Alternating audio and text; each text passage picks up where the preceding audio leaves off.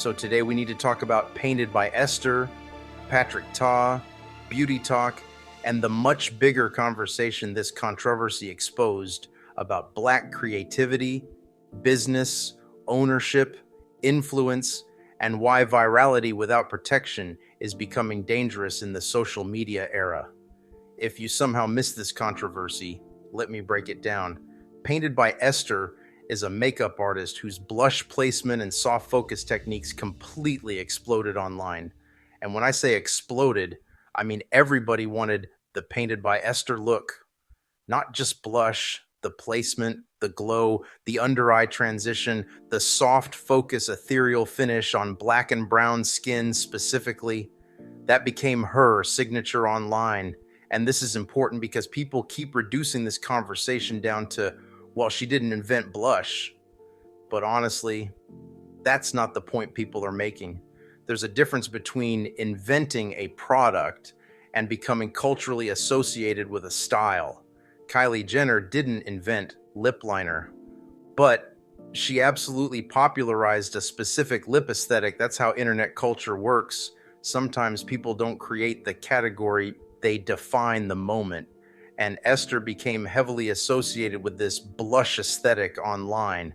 That's why so many people instantly connected Patrick Ta's launch to her influence. So here's where the controversy started getting messy. Patrick Ta launches products around this blurred blush transition aesthetic, and people online immediately begin saying, wait, this feels very Painted by Esther coded. Then internet users start noticing similarities in the timing, the application style, the terminology, the rollout, and the overall presentation. Now, whether people think that was intentional or not, the emotional reaction online tells you something important. People feel like they've seen this story before. A Black creator innovates. The internet notices. The creator makes it culturally relevant. Then somebody with more resources, connections, or infrastructure moves faster around the opportunity. And suddenly, the original creator is left fighting just to be acknowledged. That is the emotional core of this conversation, not just blush, recognition.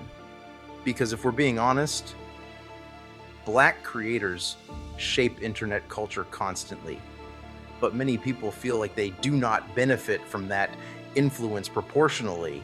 And I think part of what made this situation feel so uncomfortable to people is that audiences watched someone influence a category in real time, only for other people to move faster in branding, positioning, and profiting from it. Because once something becomes culturally valuable online, the energy around it changes. It stops being viewed as just artistry. Now people start thinking, who can attach themselves to this first? Who can scale this first? Who can profit from this first? And that's the darker side of virality people rarely talk about. The bigger the influence becomes, the more strategic the people around it become. And honestly, I think one of the hardest realities creatives eventually learn is this. Creativity and business are not the same skill set. A vulnerable creator sees art, community, expression, sharing, connection, inspiration. But business-minded people often see ownership, branding, consumer behavior, legal leverage, scalability, and profit. And that difference matters because sincere artistic people sometimes genuinely do not realize they are operating inside systems built around monetization. And this is a larger conversation Black creators have been having online for years. Black creators often create the culture, while somebody else builds the infrastructure around the culture. And that's the issue, because virality alone is not protection. Talent alone is not protection. Influence alone is not ownership. That's the lesson.